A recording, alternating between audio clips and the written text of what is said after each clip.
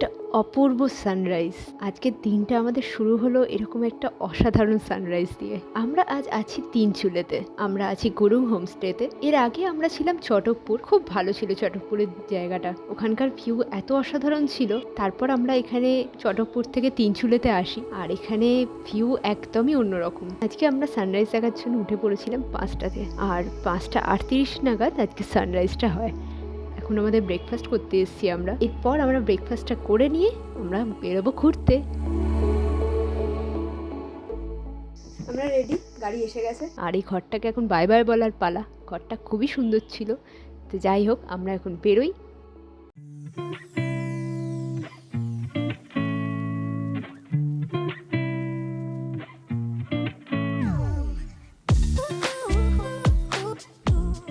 এই যে মাঠটা দেখা যাচ্ছে, আমরা যার পাশ দিয়ে যাচ্ছি, কালকে এখানেই মেলা বসেছিল, তার একটা ঝলক দেখে নেওয়া যাক।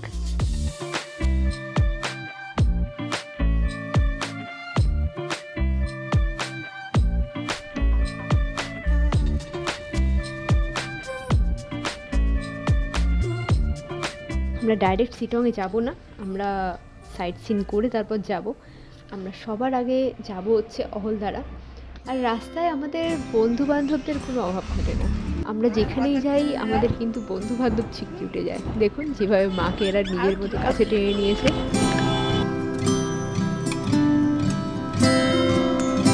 দুপাশে চায়ের বাগান আর সুন্দর রাস্তা। এইটার জন্যই তো পাহাড়ে আসা। যারা অলরেডি আমাদের ভিডিও দেখেন তারা জানেন যে আমরা কোথায় কোথায় কীভাবে যাচ্ছি, কি প্ল্যান আমাদের। আর যারা আমাদের সাথে যুক্ত হতে চান তারা আমাদের অবশ্যই সাবস্ক্রাইব করতে পারেন। আর তাছাড়াও আমাদের ইনস্টাগ্রাম আর ফেসবুকেও আমাদের আইডি আছে, সেখানেও আমাদেরকে ফলো করতে পারেন।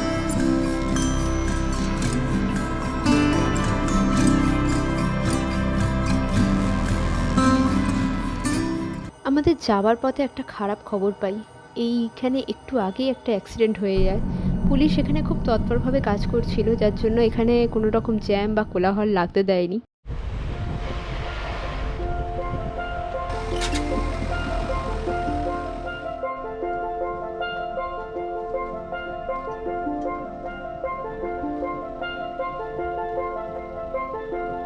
আমরা এখন পৌঁছে গেছি অহলধারা।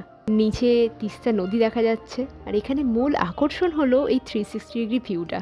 এখান থেকে দেখা যাবে কার্শিয়াং, দার্জিলিং, কালিম্পং, তিস্তা নদী। যারা পাখি ভালোবাসেন তাদের জন্য তো একদম অসাধারণ জায়গা। শিলিগুড়ি থেকে অহলধারার ডিস্টেন্স হলো 45 কিলোমিটার। এনজিপি থেকে প্রিপেড ট্যাক্সি বা গাড়ি ভাড়া করে এখানে আসা যাবে। শেয়ার গাড়ি এখানে খুব একটা পাওয়া যায় না। আগে এখানে থাকার জন্য খুব বেশি অপশান ছিল না, খুব কম হোমস্টেই ছিল।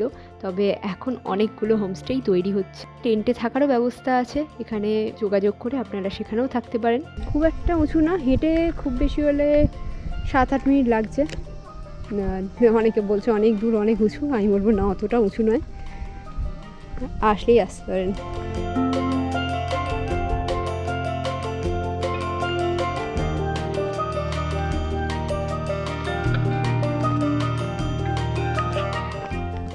আমরা এখন এসে পৌঁছালাম নামতিং পুকুরি। এটা একটা প্রাচীন জলাশয়। বছরে 6 মাস এখানে শুকনো, শুধু বর্ষাকালটা বাদ দিয়ে। এই নামতিং পুকুরিতে বিরল প্রজাতির হিমালয়ান স্যালামেন্ডার দেখতে পাওয়া যায়। পাখি, প্রজাপতি সবেতে ভর্তি। আর আমরা এখন এর পাশের জঙ্গলটা একটুখানি ঘুরে দেখব। এত সুন্দর আবহাওয়া, ঠান্ডা হাওয়া, তার সাথে রোদ আর মেঘের খেলা। খুব সুন্দর লাগছে এই জায়গাটায় আমাদের।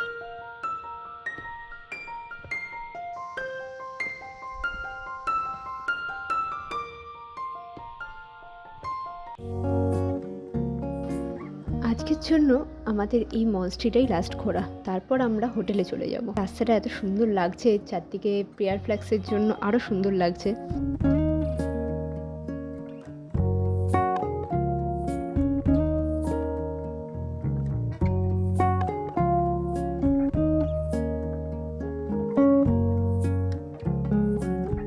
এই যে ব্ল্যাক নেম প্লেটে এখানকার নামটা দেখতেই পাওয়া যাচ্ছে। এটা লোকালদের কাছে আরও অনেক নামে পরিচিত। অ্যারাউন্ড 350 বছরের পুরনো এটা। মাটি দিয়ে তৈরি, মাটির দেয়ালে আঁকা, এত সুন্দর। ভেতরটা ঢুকলেই একটা অসাধারণ পরিবেশ পাওয়া যাচ্ছে। 2011 সালে ভূমিকম্প হওয়ার জন্য এটা প্রচণ্ড ক্ষতিগ্রস্ত হয়েছিল। এর চারপাশে প্রেয়ার ফ্ল্যাগস আর নির্জনতার জন্য এখানটা খুব সুন্দর মনোরম পরিবেশ তৈরি হয়েছে।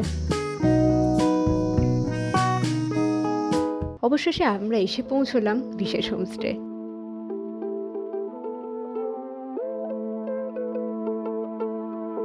এই হচ্ছে আমাদের রুম।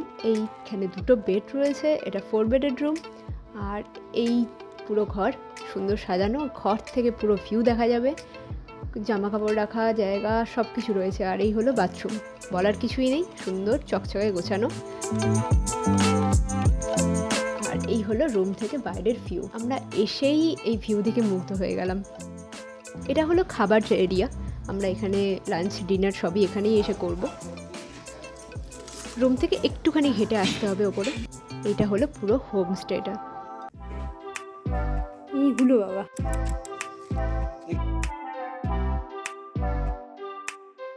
আর এখানে যারা বেড়াল প্রেমী রয়েছেন তাদের তো খুবই ভালো লাগবে। অনেকজন আমাদের বন্ধু বান্ধব এখানে রয়েছে। এই যে মায়ের সাথে একজনের বন্ধুত্ব হয়ে গেছে এখানে, মহারানী আমাদের। আহা, খুব মিষ্টি দেখতে, খুব ভালো মেনটেনও রয়েছে এরা। আমরা এখন পুরো হোমস্টেটা একটু ঘুরে দেখব।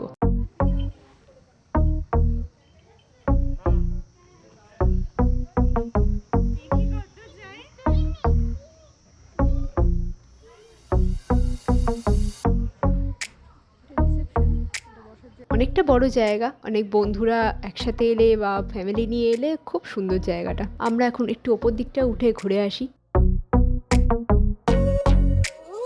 এখানে বসার জায়গা রয়েছে, বসে উপভোগ করা যাবে। এখান থেকে আরেকটু ওপর দিকেও যাওয়া যাবে। এখানেও রয়েছে বসার জায়গা, সানসেট সানরাইজ সব এখান থেকে উপভোগ করা যাবে, এত সুন্দর। আমরা এখন রয়েছি হোমস্টে থেকে একটু পেছন দিকে একটা রাস্তা দিয়ে হেঁটে একটু ঘুরে বেড়াচ্ছি। হোমস্টের একদম কাছেই রয়েছি। এখান থেকে আমরা এখন সানসেটটা দেখছি, খুব সুন্দর লাগছে ওয়েদারটা। একদম সূর্য এখন চলে যাওয়ার মুহূর্ত, আর ওয়েদার অসাধারণ, জায়গাটা তো আরও অসাধারণ।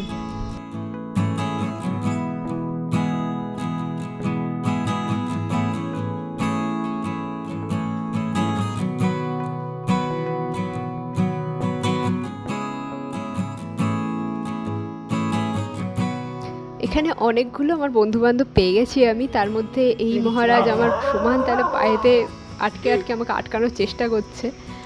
তো ওদের সাথে পরে দেখা করবো, দাঁড়া এখন হোটেলে ফিরি। এখন সন্ধেবেলা বারান্দায় বসে আমরা এই ভিউটা এনজয় করছি, দারুণ লাগছে। একদম বারান্দা থেকে স্পষ্ট দেখা যাচ্ছে কাঞ্চনজঙ্ঘার এই ভিউটা, সন্ধেবেলায় দারুণ লাগে। চা স্ন্যাক্স খেয়ে আমরা এখন যাব বাইরে, কারণ বাইরে হচ্ছে এখন ক্যাম্প ফায়ার, আর সেখানে আমরা একটু এনজয় করব।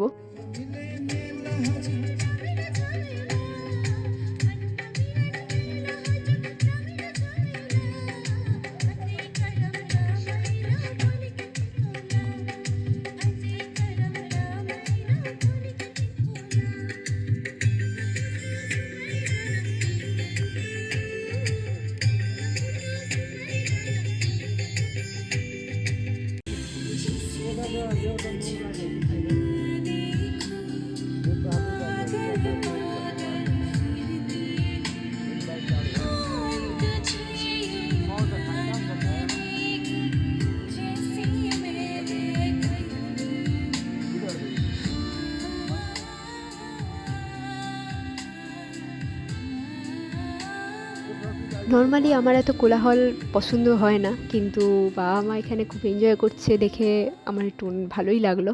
খুব ভালো লাগলো হোমস্টেটা। সকলে মিলে চেষ্টা করছি ট্যুরিস্টদেরকে খুব ভালোভাবে এঙ্গেজ রাখার। বিহেভিয়ার খুব ভালো।